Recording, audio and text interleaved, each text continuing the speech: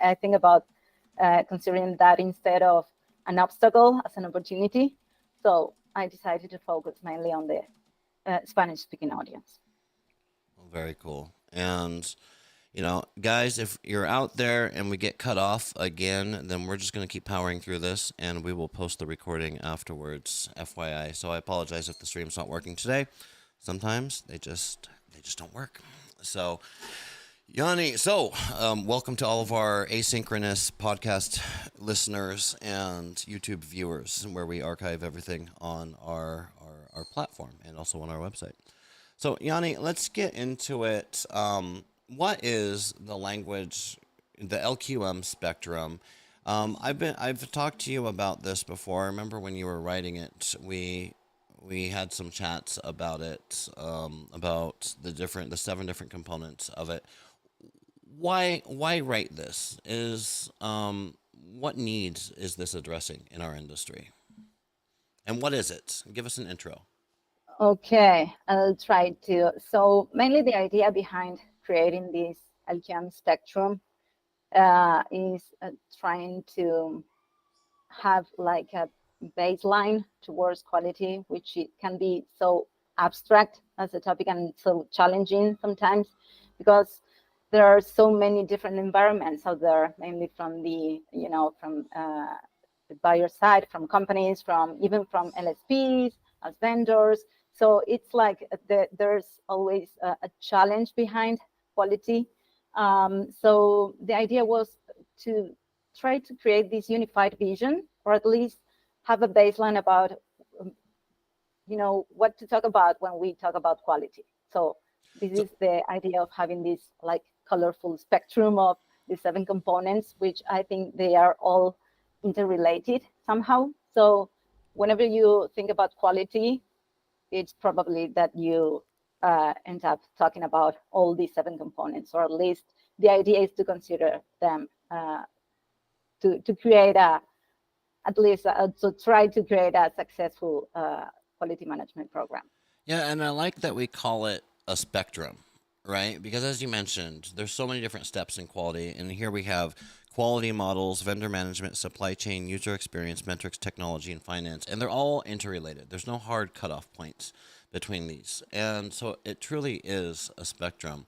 And what I'd like to do today is just go through each of these, and you prepared some very nice slides for us, and maybe you can just walk us through each of these steps, starting with quality models here. Step number, or I shouldn't even call it steps, but component number one, quality models. Yeah, yeah. So quality models can be conceived as the framework behind any quality program. So yeah, I think it could be like conceived as a framework. So you see that there are so many different quality models out there. And there has been a tendency to focus mainly nowadays, mainly on pre-production. So there have been an evolution in quality models, depending on the different scenarios or the different, industry trends too. So there are many quality models, and the thing is that perhaps you don't need to resort to one specific model, but perhaps having different quality models applied to different scenarios according to the different uh, projects, challenges you are facing. So perhaps it's the wise thing to do.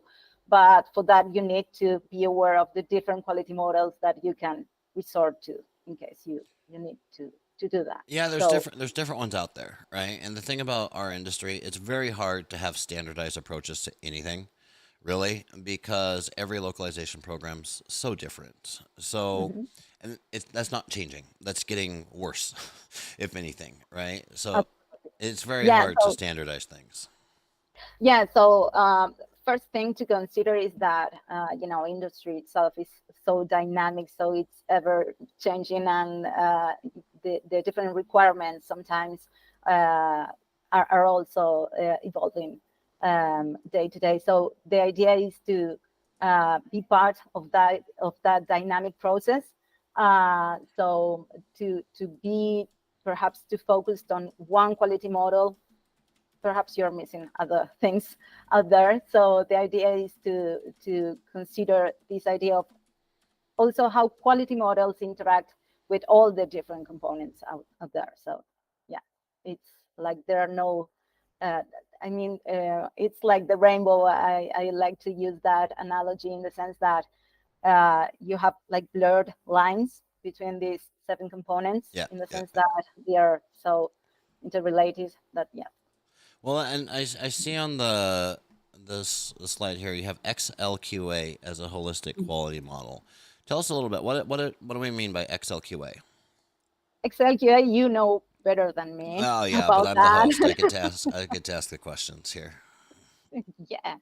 Well, the reason I decided to include this here is because that article that you wrote, it was, I remember, very, very good. And it was a precise moment. It was like those aha moments for me, because I was part of, of the development of a quality program at that time. And for me, it was like, finally, someone is saying like what I cannot put into words, perhaps, of this idea of, considering quality mainly as an experience. So there's this tendency towards moving mainly from a linguistic quality model towards a more, one based more on experience. And this comes along with the idea of having, the user more on the scene.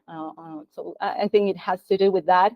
So that's what I think it can be considered nowadays, like a holistic model. Yeah. So I like that definition, and that's why I asked you because I like your definition better than my definition. Like how I would say it is essentially XLQA, and it's a term that honestly I made up, but and I'm pleased as punch to see people actually using it in the industry now.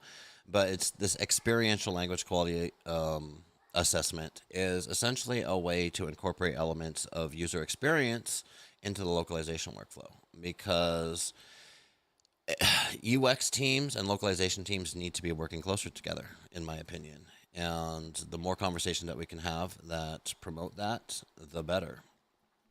yeah, Quality models, reality check. And here's what I'm going to do, guys, for you out there. LinkedIn's not playing nice today as far as the live stream, but we are live on YouTube and other platforms.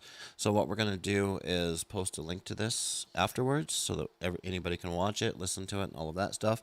And I'll also post the deck. Is that okay if I post this deck publicly, sure, Yanni? All sure. right. Because there's a lot of really good information in this deck, every bullet point in here. No, no, yeah. And the idea behind having this reality check is, for everyone to have time to, to dig deeper into each of these components. Yeah. And I think that the best way to do that is perhaps to ask ourselves some of these questions. Yes. So to have a better idea of where we are standing regarding quality. So yeah, that's the idea.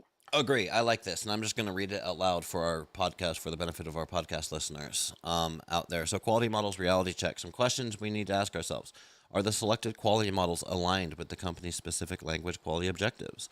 Do the selected quality models cover all the necessary phases of the localization process? Are the selected quality models applicable and adaptable to the company's unique requirements? Do the selected quality models provide actionable guidelines and best practices? Are the selected quality models supported by industry standards and recognized best practices? Do translators have access to in-context previews during translation?